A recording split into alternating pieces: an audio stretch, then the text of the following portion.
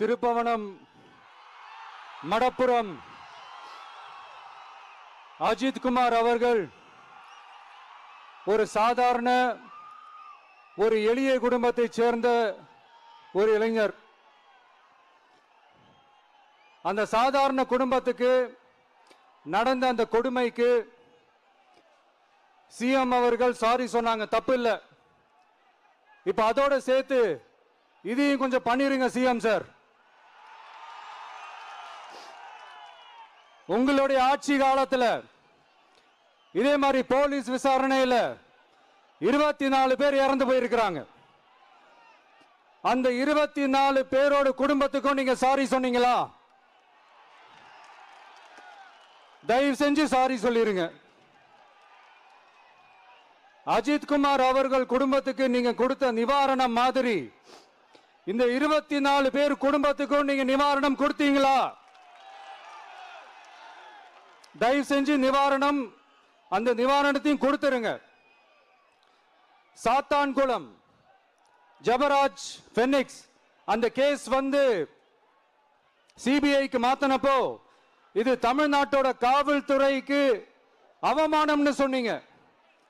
இன்னைக்கு நீங்க உத்தரவிட்டதுக்கு பேர் என்னங்க சார்?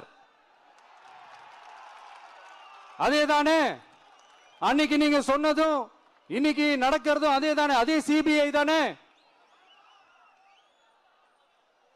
அதே சிபிஐ ஆர்எஸ்எஸ் பிஜேபியோட கைப்பாவையாத்தான் இருக்கு. ஏன் நீங்க அங்க போய் ஒளிஞ்சுக்கிறீங்க? ஏன்னா தமிழக வெற்றி கழகம் டிவிகே சார்பா நீதிமன்றத்தோட நேரடி கண்காணிப்புல ஒரு சிறப்பு புலனாய்வு குழு விசாரணை அமைக்கணும்னு ரொம்ப ஸ்ட்ராங்கா கேட்டிருக்கோம். அதனால அந்த பயத்துல நீங்க ஒன்றியத்தோட ஆட்சிக்கு பின்னாடி நீங்க போய் ஒளிஞ்சுக்கிறதுக்கு காரணம். இன்னும் உங்களோட ஆட்சியில் இன்னும் எத்தனை அட்ராசிட்டிஸ், அண்ணா யூனிவர்சிட்டி கேஸ்ல இருந்து இன்னைக்கு அஜித் குமார் அவர்கள் கேஸ் வரைக்கும் எல்லாத்துக்கும் நீதிமன்றம் தலையிட்டு உங்க கவர்மெண்ட் கேள்வி கேட்டுக்கிட்டு இருக்கு. எல்லாத்துக்கும் நீதிமன்றம் தலையிட்டு கேள்வி கேட்கணும்னா அப்புறம் நீங்க எதுக்குங்க சார்? உங்க ஆட்சி எதுக்குங்க சார்? நீங்க உட்கார்ந்து இருக்கிற அந்த சிஎம் பதவி எதுக்குங்க சார்? எப்படி கேள்வி கேட்டாலும் உங்ககிட்ட இருந்து எந்த பதிலும் வர போறல. ஏன்னா இருந்தா தானே வரும். மேக்சிமம் உங்ககிட்ட இருந்து வர பதில் சாரிமா,